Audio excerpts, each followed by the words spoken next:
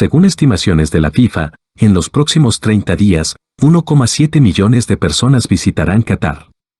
Ciertamente, la 22ª Copa del Mundo tendrá lugar, por vez primera, en un país árabe. Entre los múltiples récords que romperá este evento está el hecho de que este es el país más pequeño que jamás haya albergado el Mundial de Fútbol. Con sus 11.490 kilómetros cuadrados es 3,4 veces más pequeño que Suiza, el organizador del Mundial en 1954. Esto significa que los 64 partidos se jugarán en sedes que no están más lejos de 55 kilómetros entre sí. El país anfitrión está rodeado por un halo de riqueza, lujo y excentricidad. Pero, ¿qué tan próspero es realmente Qatar? Esta es la pregunta que intentaremos responder en este video.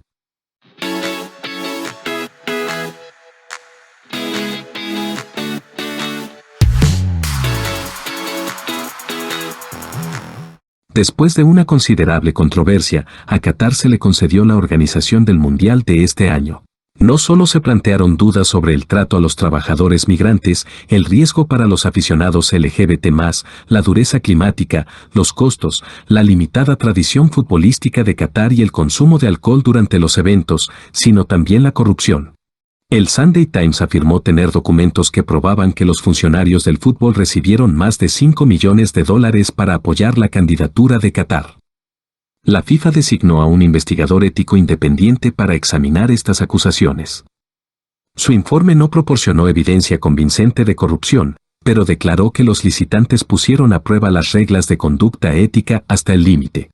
Más tarde, el mismo periódico declaró que Al Jazeera, el canal de televisión estatal de Qatar, ofreció en secreto $400 millones a la FIFA por los derechos de transmisión. La FIFA se negó a comentar sobre estas denuncias diciendo que las acusaciones relacionadas con la candidatura de la Copa Mundial de la FIFA 2022 ya habían sido ampliamente comentadas por el informe publicado por el investigador ético independiente. Investigaciones de las autoridades locales llevarían al arresto de la ex estrella del fútbol y presidente de la UEFA Michel Platini en 2019. Este y el expresidente de la FIFA, Joseph Blatter, fueron declarados culpables de violaciones éticas y excluidos del deporte hasta 2023. Qatar se encuentra en la península homónima que se adentra en el Golfo Pérsico. Solo comparte frontera continental con Arabia Saudita. Es principalmente una tierra plana y arenosa, y su elevación más alta alcanza solo 103 metros. Durante el verano, la temperatura sube a un promedio de 42 grados, por lo que la copa se trasladó a noviembre y diciembre, cuando se esperan entre 25 y 30 grados. Aunque ha tenido asentamientos humanos durante más de 50 milenios, la historia moderna de Qatar comienza en el siglo XVIII, cuando las familias de Kuwait se mudaron a la península en 1766. Durante casi un siglo, estuvo bajo dominio bareiní y saudí, y la economía de la pequeña ciudad de Al-Subra dependió de la pesca y recolección de perlas, así como del comercio. El Imperio Otomano se hizo cargo de la península de Qatar en 1871. Años más tarde, en 1916, se convirtió en un protectorado británico. Durante este periodo, se hicieron los primeros descubrimientos de petróleo. El 3 de septiembre de 1971, Qatar declaró su plena independencia de Gran Bretaña, convirtiéndose en miembro de la Liga Árabe y las Naciones Unidas. La demografía de Qatar es muy particular. Actualmente, tiene una población de 2,9 millones, de los cuales solo 313.000 son ciudadanos cataríes y el resto son expatriados que componen el 94% de la fuerza laboral. El 80% de la población vive en la capital, Doha. Hay 176 habitantes por kilómetro cuadrado, por lo que es solo el 76 país más denso. El 65% de los residentes de Qatar son musulmanes, el 15% siguen el hinduismo, el 14% son cristianos, el 3,3% budistas y el resto profesa otras religiones. En gobernanza afirmamos que la prosperidad se logra cuando una nación se desempeña bien en 4 aspectos diferentes pero complementarios. Estos son instituciones, seguridad, productividad y movilidad social. Así que veamos cómo le va a este pequeño y ahora muy popular país en cada uno de estos aspectos. Las instituciones son las reglas que permiten que una sociedad funcione bien y prospere, particularmente aquellas que configuran los sistemas político y económico. En términos de su sistema político, el índice de democracia de Qatar apenas alcanza 3,2 sobre 10. Esto clasifica al país como una total autocracia y tiene uno de los peores resultados en este aspecto. Ciertamente, desde el siglo XIX, Qatar ha sido gobernado por la Casa de Thani con el gobierno encabezado por el emir, hoy en día el jeque Tamim bin Hamad Al Thani. Aunque tiene un cuerpo legislativo o asamblea consultiva de 45 miembros, con 30 de ellos elegidos y los otros 15 nombrados, este órgano solo puede cuestionar al primer ministro, que a su vez es nombrado por el emir, si 2/3 de los miembros están de acuerdo, lo cual es poco probable dado que el emir precisamente nombra a 1/3 de los miembros. Dados estos hechos y otros indicadores relacionados, Freedom House, el prestigioso tanque de pensamiento norteamericano, afirma que el emir hereditario de Qatar tiene toda la autoridad ejecutiva y legislativa y, en última instancia, también controla el poder judicial. Los partidos políticos no están permitidos y las únicas elecciones son para un consejo asesor municipal. Si bien los ciudadanos cataríes se encuentran entre los más ricos del mundo, la gran mayoría de la población consiste en no ciudadanos sin derechos políticos, pocas libertades civiles y acceso limitado a oportunidades económicas. En contraste, las reglas económicas de Qatar abarcan un nivel razonablemente alto de libertad. Según el índice de libertad económica de Heritage, el país puntúa muy por encima de sus vecinos árabes y el promedio mundial. Además, este indicador muestra que Qatar ha mejorado significativamente sus reglas para alcanzar una sociedad económicamente libre. En cuanto a la seguridad, Qatar es uno de los lugares más seguros del mundo, con menos de un homicidio por cada 100.000 habitantes. Además, este tenue nivel de daño antrópico se combina con una incidencia muy baja de daño entrópico. Esto es así ya que, según el Índice Mundial de Riesgo, el país goza de una puntuación casi perfecta en términos de exposición a amenazas y peligros ambientales. En otros aspectos de seguridad, hasta hace muy poco, el Código Penal de Qatar permitía que se impusieran como sanciones penales disposiciones cuestionables como la flagelación y la lapidación. Por lo tanto, según los estándares internacionales, el sistema judicial qatarí no funciona de manera óptima, alcanzando una puntuación en efectividad judicial de 58 sobre 100.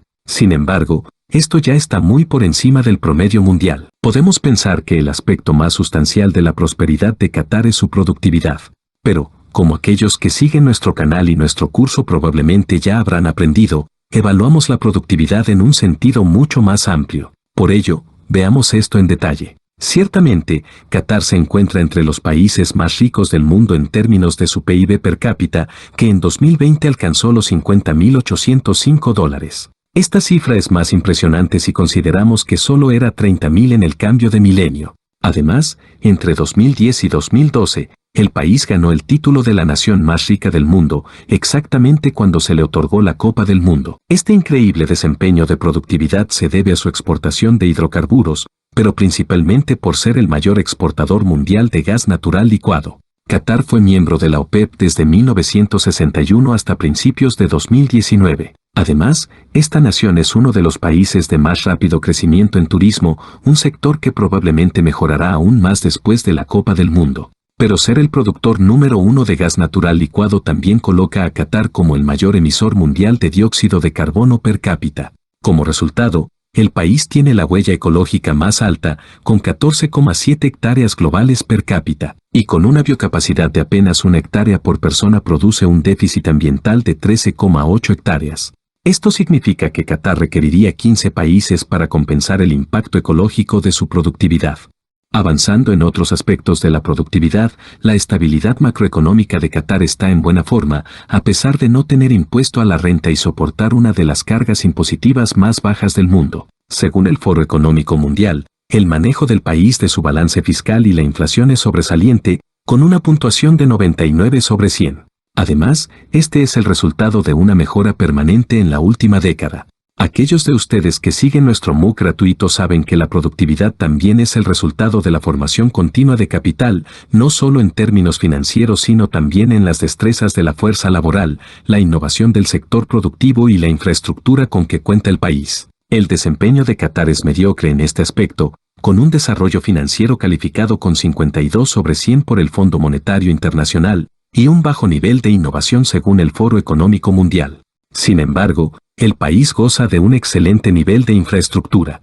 Entre las características más destacadas en este sentido se encuentra su moderno aeropuerto de Doha, que atiende a 37 millones de pasajeros anualmente, lo que lo convierte en el 50º más transitado del mundo. Como parte de esta fuerza de transporte aéreo está Qatar Airways, una de las aerolíneas más grandes del mundo y galardonada como la mejor del año en 5 ocasiones. Además, en el frente de los servicios portuarios, el puerto de Hamad sobre el Golfo Pérsico es capaz de manejar 7,8 millones de toneladas al año. Por último, pero no menos importante, el puerto de Ras Laffan, en la costa norte del país, es el más grande del mundo para la exportación de gas natural licuado. En un aspecto relacionado, vale la pena mencionar la presencia del canal de noticias Al Jazeera, fundado en 1996, que es probablemente el mayor del mundo en lengua árabe. Cerrando nuestro análisis de la productividad de Qatar, nos centramos en su desempeño en el comercio internacional. Evaluamos la apertura comercial del país utilizando el índice de competitividad del Foro Económico Mundial. Según este indicador, Qatar tiene un desempeño pobre, con una puntuación de 31 sobre 100, ubicándose por debajo del promedio mundial. El último aspecto de la prosperidad es la movilidad social, o la capacidad de una nación para distribuir su riqueza a todos sus residentes, proporcionar una red de protección social y crear oportunidades para todos. Según los datos disponibles, nadie vive por debajo de la línea de pobreza en Qatar, lo cual es destacable. Sin embargo, en términos de desigualdad, la estimación más reciente proviene de 2007, cuando el coeficiente de Gini fue de 59, colocándolo en peores circunstancias que el promedio mundial para ese año, y de hecho cualquier año desde entonces. Este panorama contradictorio se complica aún más si tenemos en cuenta que es el único país que reporta un empleo asalariado del 100% a la Organización Internacional del Trabajo. Gran parte de este escenario bastante ambivalente se explica por el comportamiento del mercado laboral catarí, que depende en gran medida de mano de obra migrante. La mayor parte de la fuerza laboral de este país está compuesta por ciudadanos extranjeros que van a Qatar solo por su abundancia de empleos. La mayor población de expatriados son los indios, seguidos por los nepalíes, bangladesíes, filipinos, egipcios, ceilandeses y pakistaníes. Este fenómeno también afecta el perfil demográfico de Qatar, ya que se ha estimado que hay una mujer por cada 3 hombres. El prestigioso periódico británico The Guardian ha denunciado la explotación de los trabajadores migrantes para preparar a Qatar para el Mundial de Fútbol. Informaron que, en 2014, los migrantes nepaleses involucrados en la construcción de la infraestructura para el evento murieron a un ritmo de 1 cada 2 días. Además, según el mismo medio, hasta febrero de 2021, unos 6.500 trabajadores migrantes de la construcción habían muerto, en su mayoría por múltiples contusiones, asfixia y otras causas relacionadas con el agotamiento por calor. Avanzando con la movilidad social, la capacidad de Qatar para prestar servicios sociales tiene altibajos. En el lado positivo, UNICEF califica los servicios de cuidado de la primera infancia del país con una puntuación de 84 sobre 100, y los datos de la Organización Mundial de la Salud sitúan la cobertura de Qatar de los servicios de agua y saneamiento por encima del 96%. En el lado no tan brillante, el índice de capital humano del Banco Mundial para Qatar es solo 0.64, y el índice de cobertura universal de salud es apenas 68 sobre 100. La preocupación por este bajo desempeño llevó a las autoridades a contratar a la prestigiosa corporación RAND de Norteamérica para reformar su sistema educativo de kinder a 12 grado. También se ha embarcado en un proyecto liderado por la Fundación Qatar, llamado Ciudad de la Educación, que consiste en un campus universitario de 12 kilómetros cuadrados, en el que 8 prestigiosas universidades internacionales han colocado campus satélites y, además, es la ubicación de uno de los estadios de la Copa del Mundo. En general, la movilidad social de Qatar es buena. Esto explica que su índice de desarrollo humano sea 0.85 y su índice de progreso social 71 sobre 100. Concluyamos esta evaluación de la prosperidad de Qatar mostrando cómo se desempeña en nuestro propio índice de prosperidad de governance. Como podemos ver, el puntaje general es de 71, mientras que el promedio global y del mundo árabe es de solo 54. Esto coloca a Qatar como el 32 país más próspero del mundo y 11º entre aquellos que han sido anfitriones del Mundial.